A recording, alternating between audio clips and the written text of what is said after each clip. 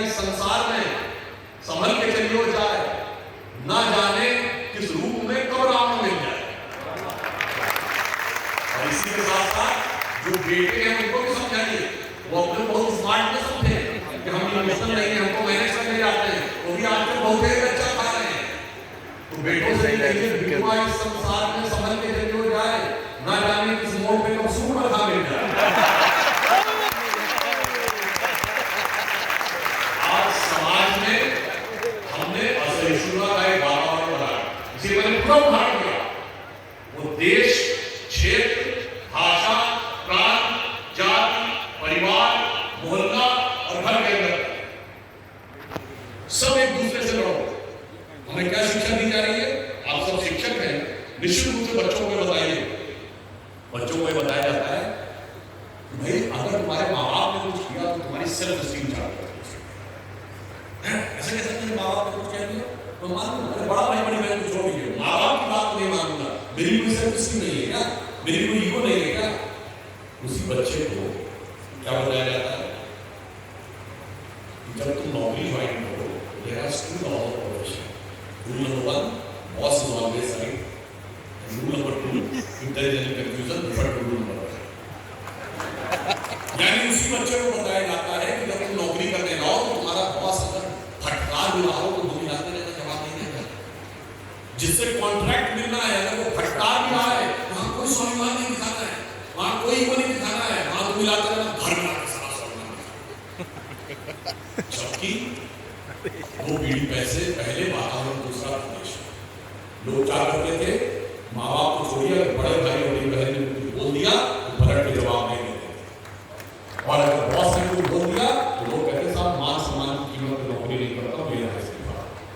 समाज की सोच ये तो समाज की सोच बदली जा रही है ना। ये मैंने इसलिए आपको अनरिस्ट्रिक्टेड वॉरफेयर वो सारी बातें बताई। सुरक्षा में सिर्फ सीमा पर नहीं लगती है, समाज के अंदर भी बड़े करीने से लगाई जाती है, और आप उसको समझ नहीं पाते हैं कि वो किस ढंग से समाज को अंदर से खोखला करना शुरू कर देते हैं। अब अगर आप समाज के अंदर और कुछ ऐसी चीजें हमारे दिमागों में हैं जिसमें हम सेंस ऑफ इंफीरियरिटी कॉम्प्लेक्स से ग्रस्त हो जाते हैं।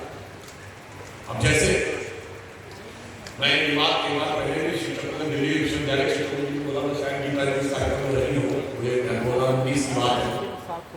एक बार मेरा उनका कार्य किया, अब हमने उनसे पूछा कि आप में से कितने लोगों ने महाभारत को स्वयं पढ़ा है?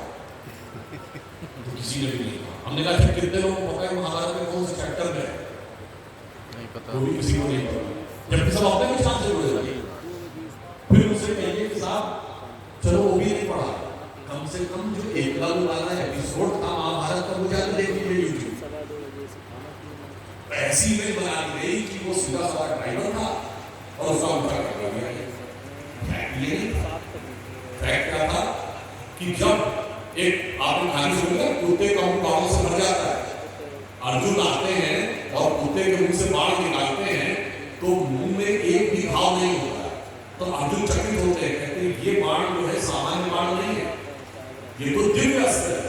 ये दिव्य अस्त्र चला है किसको पता? दिव्य अस्त्र क्या है? जैसे एक दौर था जब बम फेंका जाता था, मिसाइल फेंकी जाती थी किसी भी शहर के ऊपर कहीं भी गिर जाए, आज लेजर गाइडेड मिसाइल आती है, इस बिल्डिंग के इसी फ्लोर के इसी कमरे को मारे, because that is precise to meters, 1 meter भी दूर नहीं है। उसी प्रकार अगर किसी के मुंह में इतने सारे बाण चले जाए और एक घाव ना हो, इसका मतलब it is precise to micrometers. इसी बात को आगे नहीं करते, इसलिए उसको दिव्य अस्त्र कहा गया, और कहा गया दिव्य अस्त्र चलाने का अधिकार सिर्फ राजा के पास होगा। अगर दिव्य अस्त्र चलाने का अधिकार सिर्फ राजा के पास होगा तो उससे पूछते हैं द्रोणाचार्य की, तुमने कहां से सीखा? तो कहता आपसे सीखा। तो मैं तो तुम्हें जानता नहीं। तो वो कहते हैं बालक को अपना परिचय दे।